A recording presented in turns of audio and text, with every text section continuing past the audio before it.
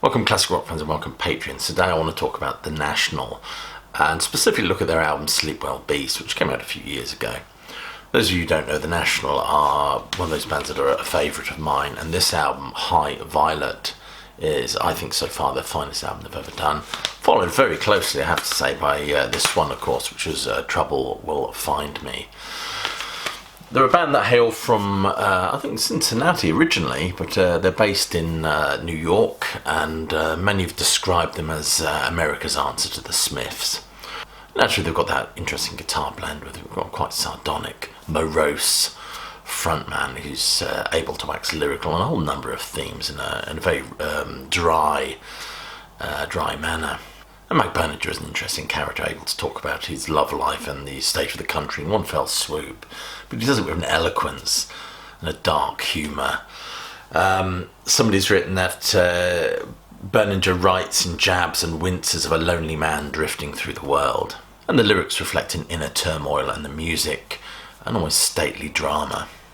And this album, Sleep Well Beast, is full of that morose introspection and contemplation, where life seems to be something not to be enjoyed, but to be endured.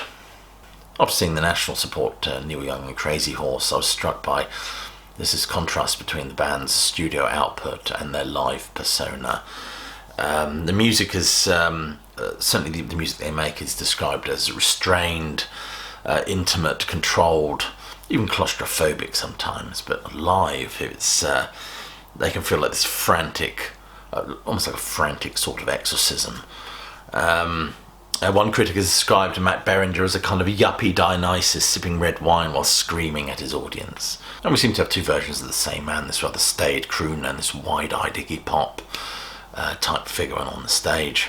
One at home in stadiums, and one at home making soundtracks to intimate indie films about snow falling. In terms of the live performance, what's interesting about this album is it tries to bring that feral and disruptive energy into the studio more so than they've done before, and which provides probably an interesting contrast to where it was recorded. It was recorded in a nice pastoral area of upstate New York, I believe, and this album quakes and shivers amid the barbs, sloppy guitar work, drum loops. It's a more abandoned performance. And one of the tracks that really stands out for me is The System Only Dreams in Total Darkness. Fascinating instrumentation and use of voices on this song. There's no doubt that this album's emotional core is a pretty dark place. His vocals barely rising above that turbulent world in which the songs are set. His voice is this low, gruff croon, really, which beautifully belies the intrinsic sadness of these numbers, not on this album, but on other albums as well. In these songs, Matt Berninger sounds so self-defeated. There's an interesting gig by The National recorded at the Sydney Opera House, which is on YouTube. You can go and watch it. That's absolutely stunning, I think. Another track on this record is Turtleneck, which is wonderful. I love his use of his voice on this one. Sardonic and withering asides. I love that there's a line, the poor, they leave their cell phones in the bathrooms of the rich. And these musicians have described their relationship as a kind of marriage, as perhaps all good bands are. And they seem to continue in this vein of performing and writing some excellent stuff. You know, sometimes we get you might send a card to your nearest and dearest saying something like, after all these years, I still love you. You've got to remember that the miracle isn't in the love itself, it's in the still. And I think that very much embodies or encapsulates the mood and atmosphere and spirit of this band. It's in that little miraculous moment that their music is to be found. And this album concerns itself with the bleak minutiae of middle age, staid relationships and feelings of regret. It's many argue that's now almost in the same sort of vein as Dylan's Blood on the Tracks, although I don't think it's as dramatic. It deals not so much in fury and vengeance, but in the passing moments of a kind of eye-rolling frustration at the world, a kind of sighing and resigned nonchalance.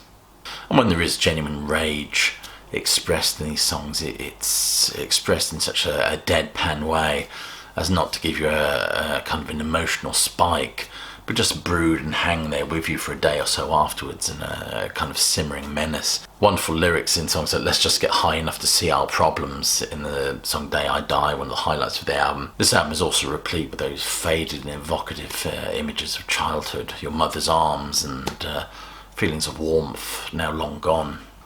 Some of these songs are very self-confessional, feel like a retreat into self-loathing. Certainly one of the recurring themes on this album is numbness as a kind of a coping mechanism.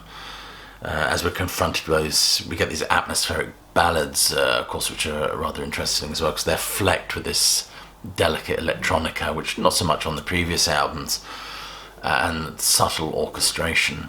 And sometimes these new and interesting textures help remove us from the claustrophobic gloom of some of this band's songs. The Day I Die is one of the interesting ones on here. It's lyrically evokes the scattered jumble of denial, nostalgia, anger, sadness, as well as thoughts of death. And to accompany any ending relationship, of course, Walk It Back is built around this drama of these stabbing synth sounds.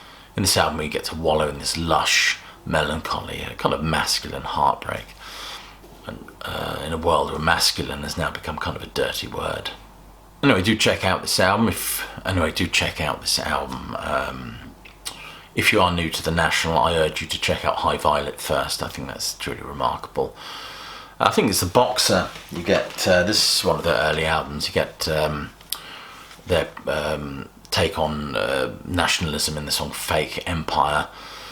Squalor Victoria is a wonderful one. It's Ada, of course, is great, but for me, give these ones a go.